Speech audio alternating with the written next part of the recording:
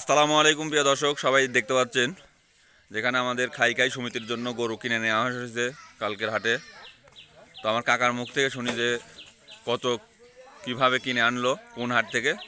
তো সব আমার কাকার মুখ থেকে শুনি। আসসালামু আলাইকুম কাকা। এই কোন হাট থেকে গরু কিনা হয়েছে? পাবনা অরণকুলা হাটে না? কত দামে কিনা হয়েছে? 62,000 খরচ। তো মোটামুটি কতখানি আইডিয়া করা হয়েছে মাংস হবি?